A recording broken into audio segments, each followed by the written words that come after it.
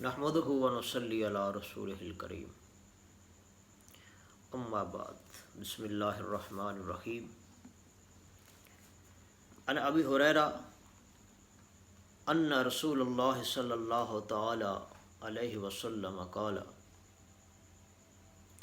اذا جاء رمضان فتحت ابواب الجنہ وغلقت ابواب النار وصفدت الشیاطین۔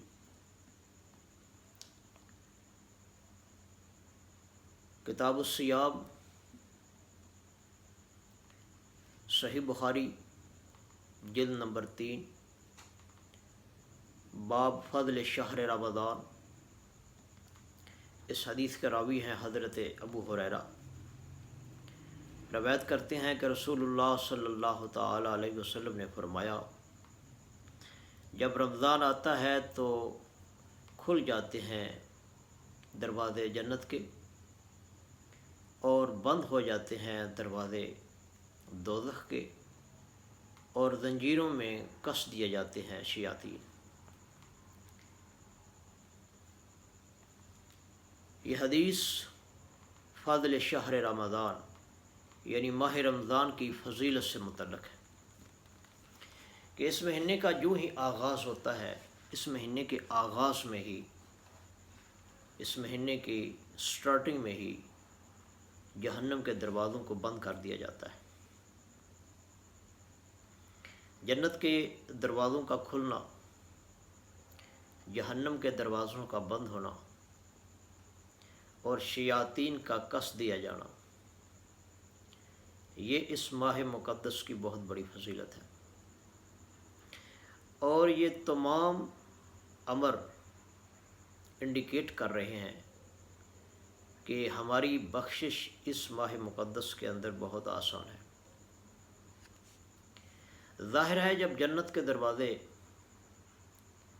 کھلے ہوئے ہوں، جہنم کے بند ہوں اور شیاطین جکڑ دیے گئے ہوں، تو ایک آدمی تصور کر سکتا ہے کہ اس وقت کس راستے پر چلنا اس کا زیادہ آسان ہے۔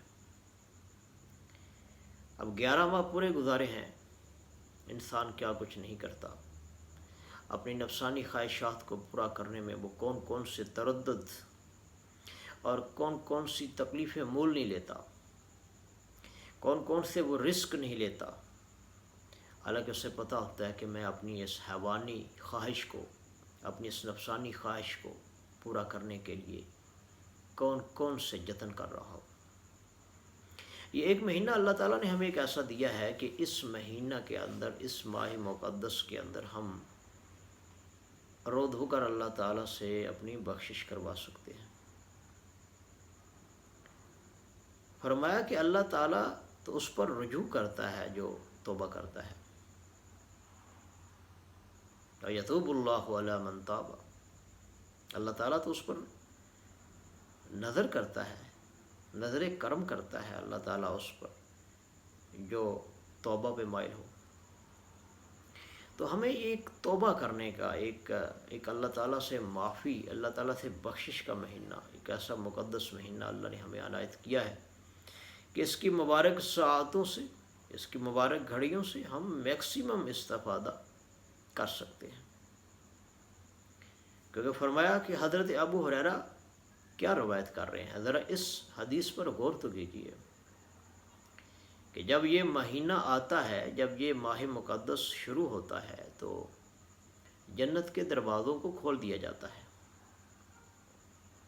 جہنم کے دروازوں کو بند کر دیا جاتا ہے، وَصُفِّدَتِ الشَّيَاطِينُ، اور شیاطین کو کس دیا جاتا ہے، جکڑ دیا جاتا ہے۔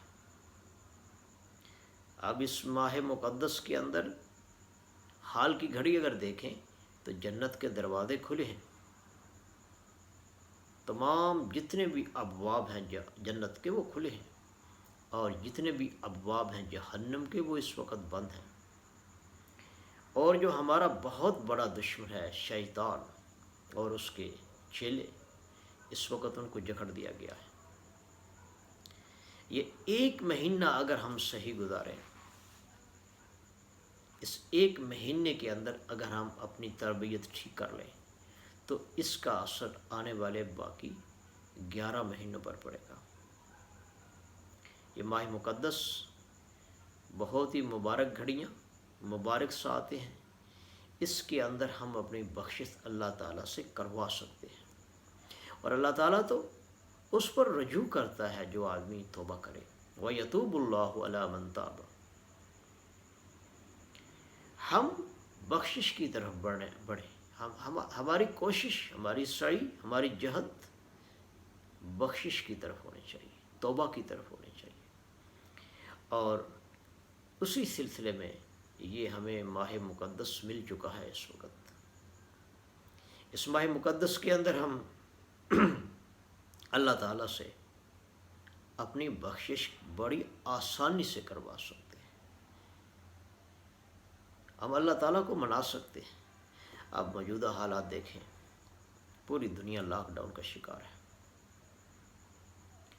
جانور تک بیمار ہیں، کاروبار لوگوں کے بند ہو چکے ہیں، اکثریت لوگوں کی گھروں کے اندر بیٹھی ہے، بے روزگاری کا اس وقت عروج ہے، اچھے بھلے لوگ اس وقت تنگ دست ہونے کے قریب ہیں۔ یہ کیسے حالات ہیں؟ ایک چھوٹا سا وائرس، کرونا وائرس، جس سے پوری دنیا متاثر ہے۔ یہ ایک مہینہ ہمارے پاس اس وقت اللہ تعالیٰ نے ہمیں عنایت کیا ہے، ہم گر گڑائیں، اللہ کے حضور توبہ کریں۔ ہر چیز کا حل توبہ کے اندر موجود ہے۔ ہم توبہ کریں گے، اللہ کی رحمت بارشوں کی طرح ہمارے اوپر شاور ہوگی۔ انسان جب توبہ کرتا ہے تو اللہ تعالیٰ اس کی طرف رجوع کرتے ہیں، اللہ تعالیٰ اس کی توبہ قبول کرتے ہیں۔ یہ ماہ مقدس دعا ہے اللہ تعالیٰ سے کہ وہ ہمیں توبہ کرنے کی، اللہ کے حضور گر گڑانے کی، اس ماہ مقدس کی مبارک گھڑیاں اور ساعتوں سے صحیح بھرپور استفادہ کرنے کی ہمیں اللہ توفیق عطا فرمائے۔ وآخر دعوانا ان الحمد للہ رب العالمین۔